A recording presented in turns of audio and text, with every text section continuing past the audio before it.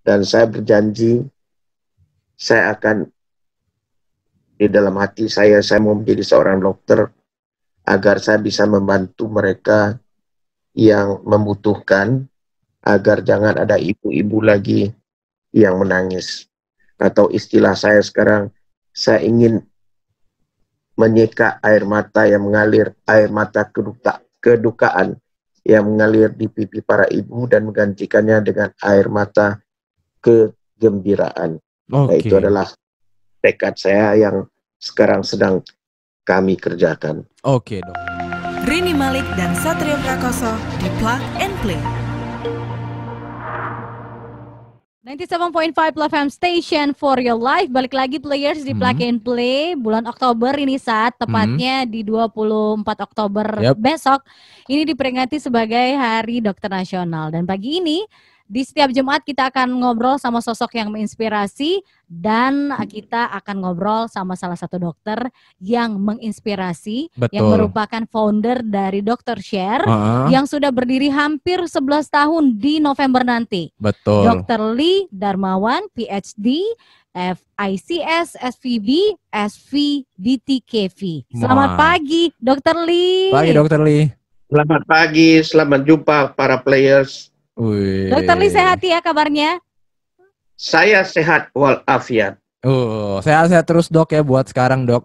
Ya kan, bagi kesehatan paling penting buat sekarang, Dok, ya. Dan selamat Hari Dokter Nasional. Mungkin nggak apa kita ucapin duluan ya. Terima kasih. Buat besok, walaupun tanggal 24 Oktober, Dok, ya. Ini Dr. Lee sebagai seorang dokter udah berapa tahun nih, Dok, jadi dokter, Dok? Saya lulus dokter umum pada tahun 1974. Wow. Jadi sekarang sudah berapa puluh tahun, sudah 40-an tahun sudah. 46 tahun ya? 46 tahun ya? Hampir setengah abad ya? 46 iya, tahun. hampir setengah abad ya. 46 tahun. Saya berusia 74, hampir 75. Tahun depan, bulan April saya akan genap berusia 75 tahun. Waduh, yang penting tetap sehat, Dok. Berapapun usianya, yang penting tetap sehat, Dok, ya. Saya tetap sehat dan lincah. Berarti saya masih bepergian. Oh, masih travel ya, masih pergian ya? Ya, saya yang terakhir dari NTT dan dari Kepulauan Lingga. Kalau Kepulauan Lingga Anda barangkali agak familiar ya, yaitu sama-sama di Sumatera. Daerah Kepulauan mana? Lingga itu di Kabupaten Lingga, di Riau Kepulauan. Oh, Kepulauan Riau. Oke. Ya. Ada beberapa pulau yang kami singgahi. Itu jauh nggak, Dok, dari Natuna? Dari Natuna ya, kalau dari Jakarta ke Natuna lebih jauh daripada dari Lingga ke Natuna. Lebih dekat ya. Nah, Natuna kan sama-sama di Riau Kepulauan itu, cuma Natuna lebih ke utara. Udah sering jalan-jalan juga Dr. Lee ya, dan juga udah cukup lama jadi dokter ya, Dok, ya, selama 46 tahun. Tapi kalau kita setengah abad ya. Iya, kalau kita kembali ke awal, Dok. Kenapa, Dok? Pengen dokter? Iya. Pengen menjadi dokter saya sejak kecil. Adik saya meninggal karena penyakit yang sepele untuk pengertian kita pada hari ini. Adik saya itu diare, mencret. Lalu karena kami dari keluarga tak mampu dan pada saat itu juga cari dokter susah, obat-obatan juga mahal, adik saya harus meregang nyawanya. Dan ibu saya sangat sedih oleh karena itu. Dan kesedihan itu bisa saya lihat dan saya rasakan. Dan saya berjanji, saya akan di dalam hati saya mau menjadi seorang dokter agar saya bisa membantu mereka yang membutuhkan, agar jangan ada ibu-ibu lagi yang menangis. Atau istilah saya sekarang, saya ingin menyeka air mata yang mengalir, air mata kedukaan yang mengalir di pipi para ibu dan menggantikannya dengan air mata kegembiraan. Nah, itu adalah tekad saya yang sekarang sedang kami kerjakan. Dokter. 46 tahun. 46 tahun yang lalu itu jadi trigger awalnya, Dok, ya. Tapi bukan trigger awalnya ketika saya berusia 3 tahun, 2 tahun, 3 tahun begitu. Kenapa tuh, Dok? Waktu itu saya belum mengerti. Adik saya meninggal. Adik saya itu 1 tahun lebih muda dari saya. Oke. Umur 1 tahunan dia sudah meninggal. Ya pada saat itu saya belum mengerti ya. Tapi ketika saya beranjak besar dan saya melihat kesedihan yang ada di ibu saya, dia sering menceritakan tentang adik saya yang meninggal itu. Dan saya diam-diam di dalam hati saya mengatakan, saya ingin menjadi seorang dokter dan menolong mereka yang membutuhkan bantuan ya. Pelayan. Ya. Nah, itu kemudian Dok, tadi dokter juga cerita meninggal, adiknya dokter meninggal karena dengan kondisi yang ekonomi dokter waktu itu kurang mampu ya untuk keluarganya, Dok ya. Tapi kemudian dokter pengen menjadi seorang dokter, yang mana kita tahu untuk jadi dokter itu butuh biaya yang besar kan, Dok ya? Cukup besar lah bisa dibilang. Gimana, Dok, perjuangannya waktu itu? Katanya sempat beberapa kali nggak lulus masuk fakultas kedokteran ya, Dok? Iya, saya ditolak di mana-mana. Satu-satunya fakultas kedokteran yang menerima saya itu adalah Freie Universität di Berlin Barat. Itu di Jerman. Di Berlin Barat ya. Saat itu Jerman masih terbagi dua. Ya. Dan ya kota Berlin itu juga terbagi dua. Kota yang namanya Berlin Barat itu berada di Jerman Timur. Jadi terisolasi sebuah pulau begitu di tengah lautan Samudra Besar, dan ya tentu tidak ada orang yang mau ke sana kalau bisa. Oleh karena ya entah mengapa saya diterima, dan itu satu-satunya fakultas kedokteran yang menerima saya. Saya tidak peduli saya sekolah di mana, yang penting saya dapat tempat untuk sekolah kedokteran, saya terima. Saya ambil. Ya. Itu berarti dokter harus meninggalkan Indonesia dan tinggal di Jerman, Dok, buat kuliah kedokterannya, Dok. Gimana, saya berangkat tahun 1967. Saya 1964 lulus SMA, 1967 saya ke Jerman, ke Berlin Barat tepatnya. Mulai sekolah bahasa, sekolah sambil bekerja, dan 1968 saya mulai kuliah kedokteran. 6 tahun kemudian, tepatnya di Agustus 1974, saya lulus sebagai seorang dokter umum. Akhirnya disumpah dan jadi dokter ya. Dan sampai saat ini udah hampir setengah abad jadi dokter, ya kan? Dan akhirnya jauh lebih tua dari usia kalian. Dan akhirnya lahirlah Dr. Sher yang nanti November akan 11 tahun umurnya ya, Dr. Lia. Tepatnya pada tanggal 19 November 2020, Dr. Sher akan berusia genap 19 tahun. 11 tahun. 11 tahun ya. Awal idenya bikin rumah sakit apung ini kan program dari Dr. Sher ya, Dr. Lia. Itu gimana ceritanya tuh, dokter? Ya, ketika saya pulang setelah sekolah sekian lama di Jerman, saya pulang ke Indonesia pada tahun 1985. Saya melihat banyak kesedihan, dan ketidakberdayaan orang-orang yang membutuhkan pelayanan dokter, tapi tidak punya dana, tidak punya kesempatan untuk itu. Dan saya mulai seperti banyak dokter juga mengobati orang dengan memberikan layanan gratis, kadang-kadang obatnya dibelikan. Dan ketika ini berkembang, di tahun 2008 ada 2 orang anggota kami, itu Dr. Lulu dan Dr. Widi, yang bertugas di Pulau K Besar. Mereka cerita ke saya, mereka menemukan anak-anak kurang gizi, buruk gizi yang kita kenal sekarang dengan istilah stunting. Lalu saya katakan, ya kita harus ambil mereka dan kita rawat. Mulailah kami dengan panti rawat gizi yang diinisiasi oleh kedua orang dokter yang saya sebut tadi, Dr. Lulu, Dr. Widi, membuat yang kami namakan panti rawat gizi di Pulau K. Lalu itu adalah cikal bakal Dr. Share ini. Oke. Secara teratur kami dari Jakarta datang ke daerah-daerah, terutama di daerah-daerah timur itu yang banyak sekali pulau-pulaunya. Terbersitlah di pikiran saya untuk melembagakan apa yang kami sudah kerjakan. Lahirlah ide membuat sebuah organisasi, sebuah yayasan.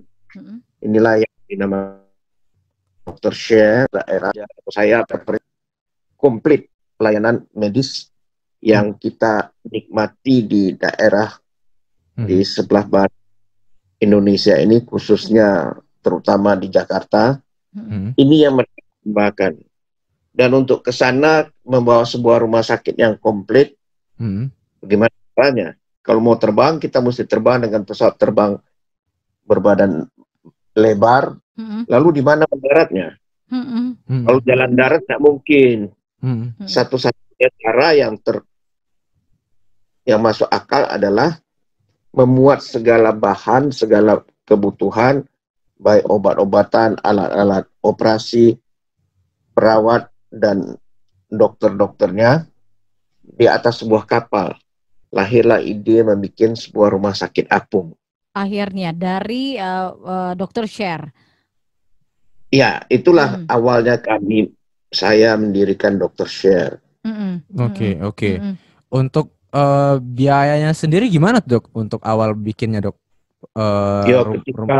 Rumah sakit apung itu. Ketika saya memulai mencoba menerapkan ide ini, orang-orang tak percaya ke saya.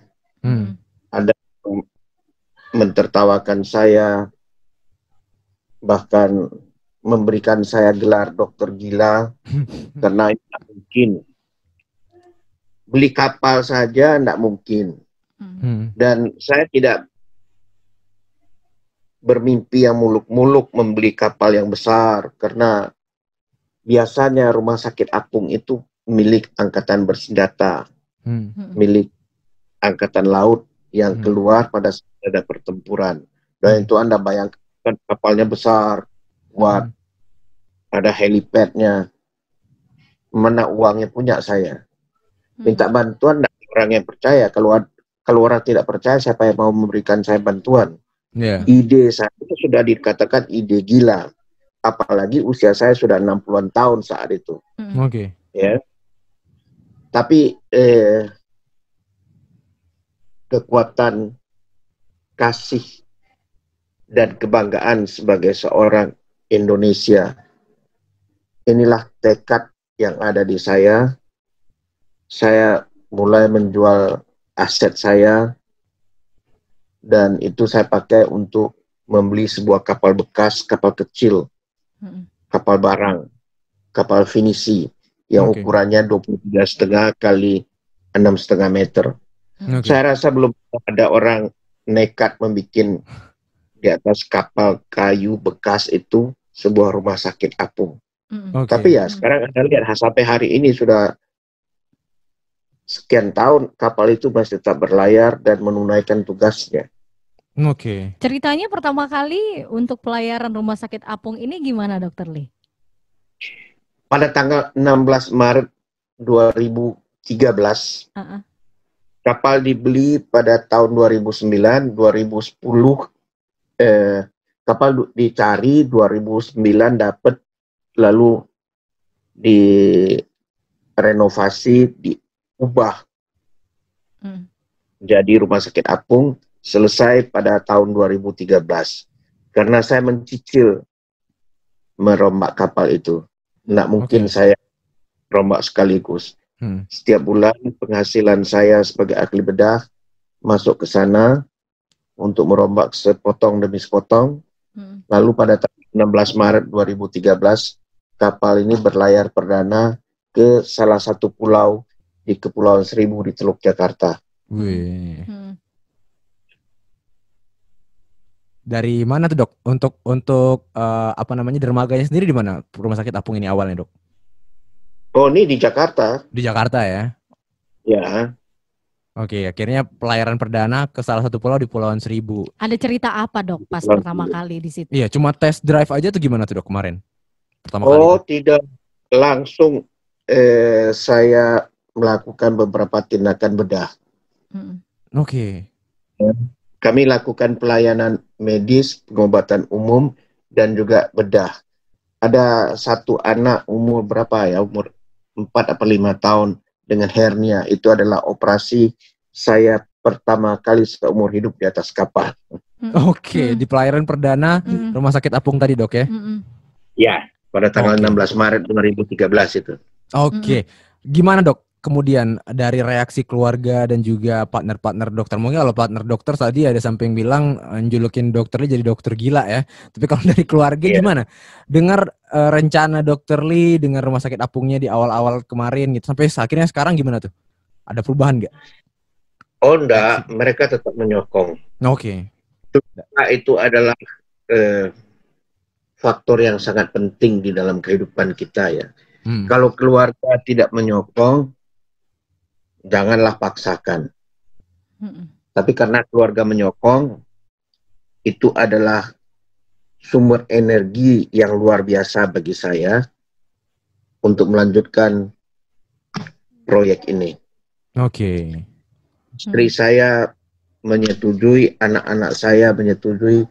Lah, kalau istri dan anak-anak sudah menyetujui, yang lain, apa kata pepatah kita, biarkan anjing menggonggong, tapi khilafah akan jalan terus.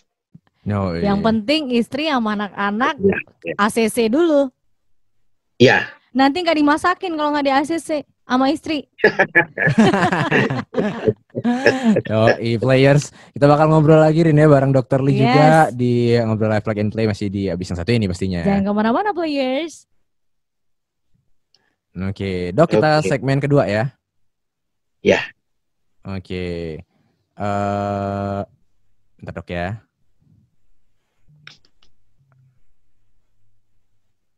Terima kasih, Dok, buat waktunya buat pagi ini, Dok ya. Udah ngasih waktu ke kita. Sebentar, Dok.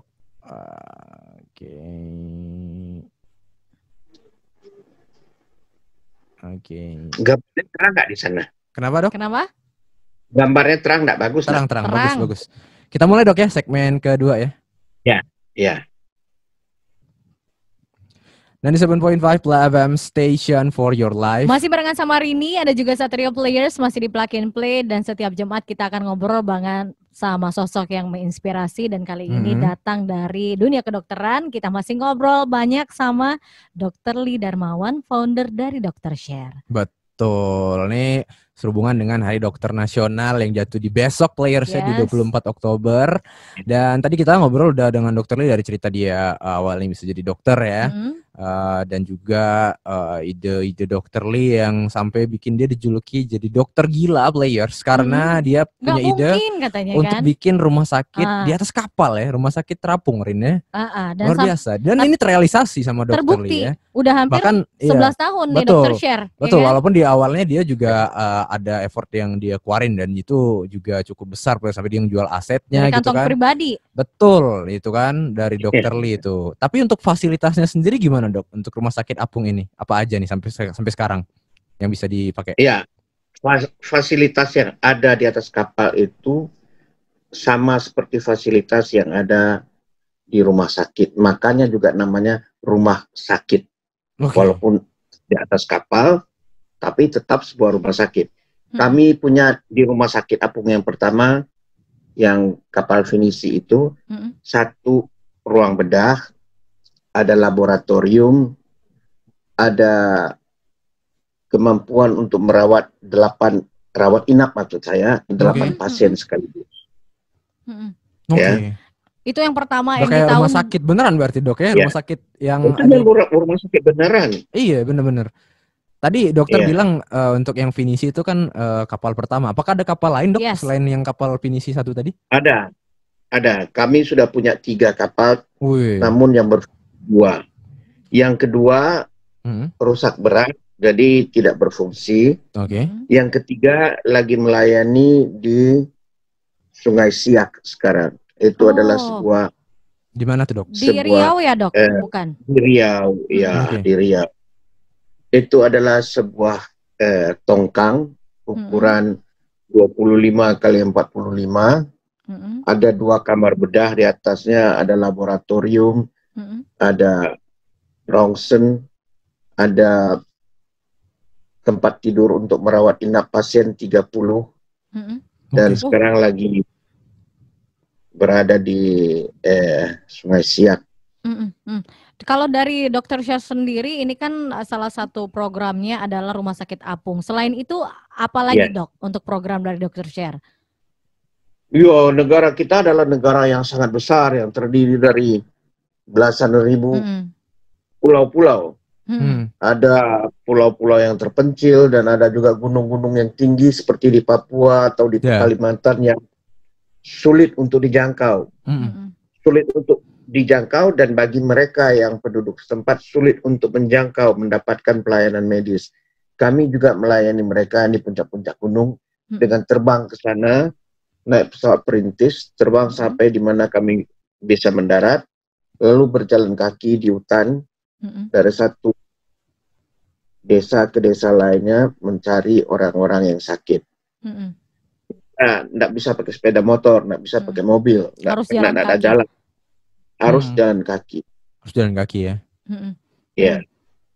Kalau penanganan medis yang paling membekas gitu selama menjalankan Rumah Sakit Apung itu apa sih dokter yang paling diingat gitu? Ya, pada saat pelayaran perdana dan pelayanan perdana kami dengan Rumah Sakit Apung itu, kami melakukan pelayanan pertama di Kepulauan Seribu di Teluk Jakarta. Lalu dari sana kami ke Belitung Timur. Dari Belitung Timur kami lanjut ke arah utara ke Kalimantan Barat, tepatnya di Ketapang. Ya, di Ketapang ada seorang anak usia 2 tahun saat itu dengan tumor pembuluh darah besar di lehernya. Tumor itu kira-kira besar telur ayam. Orang tuanya sudah membawa anak ini kemana-mana untuk berobat. Pemecahan persoalannya salah satunya adalah operasi. Tapi mereka mendapat informasi bahwa operasi ini sulit, banyak yang gagal, dan di samping itu mereka juga sudah tidak punya dana, sudah bahkan orang tuanya menurut cerita ayahnya sudah berutang kemana-mana. Dan ketika kami ada merapat di Ketapang itu, mereka mendengar, lalu mereka datang, ayah, ibu, anak di tengah, naik sepeda motor 11 jam untuk menghampiri kami di atas kapal, dan mereka pasrah menyerahkan anaknya pada kami untuk mendapatkan bantuan dalam hal ini operasi.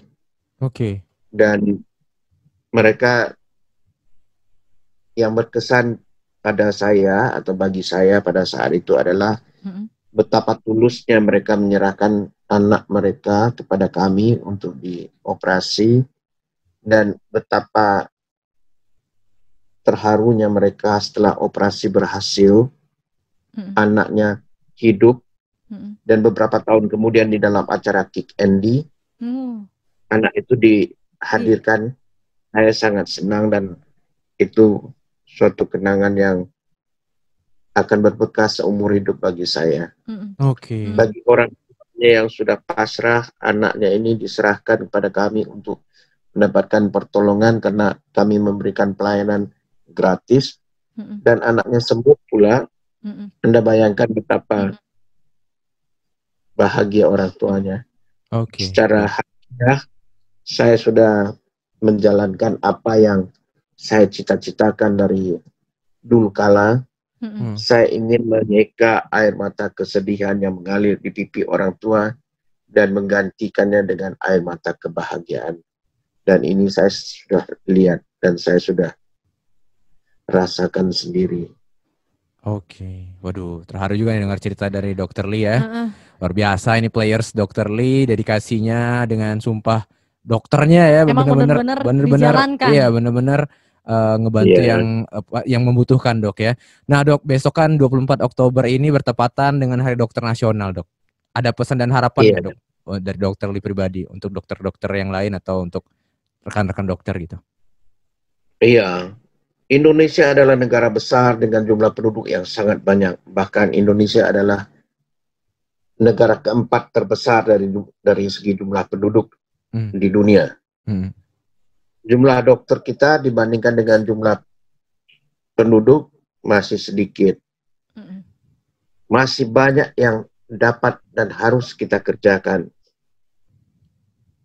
para dokter Indonesia. Marilah kita sing-singkan dengan baju kita. Kita bantu mereka, kita layani mereka, kita bangun bangsa dan negara kita agar bisa duduk sama rendah dan berdiri sama tinggi dengan bangsa-bangsa dan negara-negara manapun di dunia ini. Kita punya kemampuan untuk itu. Dr. Lee, sekali lagi terima kasih banyak dan selamat Hari Dokter Nasional. Dr. Lee sehat terus. Terima kasih sudah menginspirasi kami untuk pagi ini. Untuk donasi tadi bisa ke rekening apa tadi, Dok? Rekening BCA, nama yayasannya Yayasan Dokter Peduli. Nomor rekeningnya 198-550-7777.